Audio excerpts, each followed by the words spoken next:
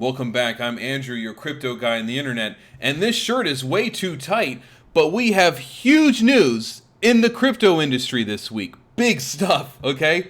But first, let's just take a look at the Bitcoin price. Yeah, we've been Bart Simpsoning for the past month in the same range. Who cares? Nobody's making any moves because we're all waiting for the CPI data report Friday, June 10th, first thing in the morning. And you're going to see that affect the market immediately. So Friday and Monday.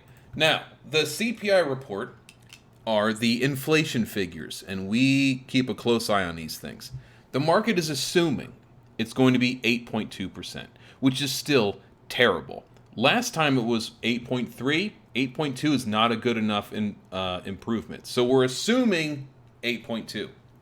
But a lot of big boys are thinking it's going to be better than that. They're thinking 8%, maybe even 7.9, because the housing market is cooling off a little bit, okay? It's the same problem with the rates are increasing in the housing market. So first-time home buyers are already priced out. Now they're priced out even more. But the supply is so low because most houses have been bought up by major corporations or the mega wealthy to make themselves even more wealthy, that overall the demand is slightly lower, okay, than it was the previous month. And this trend will probably continue with the way things are going with inflation overall. But this, although terrible if you're trying to buy a house, is actually good for the market because it shows that inflation or the rate increases are taking their desired effect. And that could bring the CPI down to not 8.2, but like 8.0 or 7.9. And if that were to happen, okay, now we're still on for reclaiming that CME gap. It's $35,000 Bitcoin, and then I think probably a rejection after that. Now, I need one of my predictions to be right for a change. It's been a while, but I still think that Bitcoin's going to hit 35,000 in June. It'd be really nice if it was the second week, because then I would have been on point with that. This would be our chance to hit that figure if the CPI data is better than we think it will be, okay? Now, we also have the FOMC meeting coming up shortly after, and they're probably going to hit us with a half a point, but these CPI data reports really shape how those meetings play out, okay? So we need that data report to be on our side, all right? Now, beyond that, this is what's really exciting about crypto. So we have a Democrat and a Republican, Senator Kirsten Gillibrand and Cynthia Lummis. Cynthia Lummis is one of us. She's cool. Now, that's a terrible photo of her, but she's on our side. She's a Bitcoin maxi for life, and she got a Democrat to jump in with her. It's 600 pages going over how we're going to put all of these cryptocurrencies into a regulatory box and figure it out from there, okay? So overall, Bitcoin and Ethereum are off the hook. They're both considered commodities already, okay? So if you have Bitcoin and Ethereum, you're good. Now, everything else isn't going to die, but it's going to shake out some of the shitty ones, and let's be honest, 99% of them are shitty. So they're probably going to be put under the securities blanket, which would be SEC's rule. Now, they're going to make everybody register and take the Howey test, which was developed in 1933 to determine whether or not you're a security, and digital assets like crypto don't really fit in that box the way that test is. So they're probably going to update the Howey test to fit more modern times. So if you have Cardano, Solana, Polkadot, Matic, you're probably going to be fine. There's going to be the initial shock of, oh, regulation, but it should be okay because we have to get through this. It's necessary, and then it brings the mainstream money into our space, which we already have something happening at the same time with this. Now, how does the market, the crypto crew, how do they feel about it? CEO of FTX is on board. Big Shot over at Coinbase is on board. And if they weren't, they would say so, okay? Because they've talked shit before. They read over this, at least in its current form, and they're like, we like where this is going. We like this for crypto. So I feel good about it overall.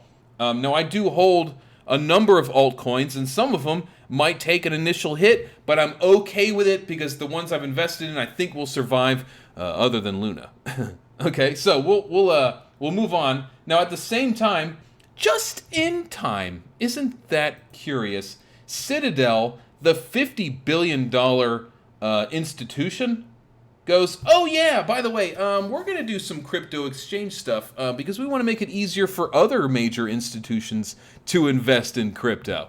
The same time as this thing happened, okay? What a coincidence. Suddenly they're into it. Remember they were talking crap on crypto for years, and now they went, well, there's some money to be made, and it's not going away, so we should probably take the lead while we can. So Citadel is jumping into the crypto market, and when Citadel jumps in, everybody jumps in, especially when this regulatory clarity is underway. Now, this bill still has to be worked on, voted on, and passed, and that's going to take at least 3 months, probably 100 days or longer, for them to deliberate, add in their little earmarks, their little backdoor deals, okay, and then eventually something craps out and we have regulation on crypto that makes sense. Thank goodness. That would be awesome because the EU just destroyed crypto, DeFi projects, anytime, any way you could make passive income, you can't do it in the EU, okay? But the US is going, no, we want that business. And so they're trying to make it in a way where everybody makes money and fewer people get screwed over. We don't want another Luna scenario. So stablecoins, another thing I read, stablecoins have to be backed by something. So it can't be algorithmic, as cool as it is to be algorithmic. It does have to be backed by at least dollars or something, okay? So we'll see about that. That is huge, all right? So the next part is Nancy Pelosi, everybody's favorite insider trader, forced her husband to dump $500,000 in Microsoft calls and up to $1 million in Apple calls. Now, usually she bats 1,000 because she's insider trading, which is illegal. But if unfortunately we can't see her do it live, we get this data about a month late. But let's look at Microsoft. Let's just see her timing. So, oh, look at that. May 24th, right there at the bottom, right at the tip of that, right in the center of that little circle here. So it looks like, oh, she timed it pretty nicely. Does this mean we've hit bottom? Does this mean that it's going to be bullish from here on out? Not necessarily. Although Nancy does bat 1,000 with her insider trading knowledge, there are some major macro factors that not even Nancy can beat. So the main things that are looking good for us is the CPI in the short term. We need that to be good, and it probably will be at least neutral or slightly better than we assume. And then with the housing market cooling off a little bit, this all adds to Jerome Powell and the boys and the Mushroom Lady going easy on us towards the end of the year, probably September-ish. They might take their foot off the gas pedal, because if they don't, you're probably going to see more violence in the streets and massive layoffs. Now, if we get an official recession by the end of the second quarter, that's when they're going to have to ease up, or they're going to cause serious destruction. Now, unfortunately for them, the White House, Biden and his crew, are not making it easy for Jerome Powell and the Fed, because they continue to not let us drill for oil here, which is making all the prices explode further than they need to. And it's making the Fed's job near impossible. So they're going to have to start printing at some point unless Biden's team pivots. So either Biden pivots or the Fed pivots. Either way, we should have a chance at a bull rally, I think, by the third quarter, fourth quarter. Not the bull rally, but some kind of relief. Okay, it's not going to keep going down forever. However,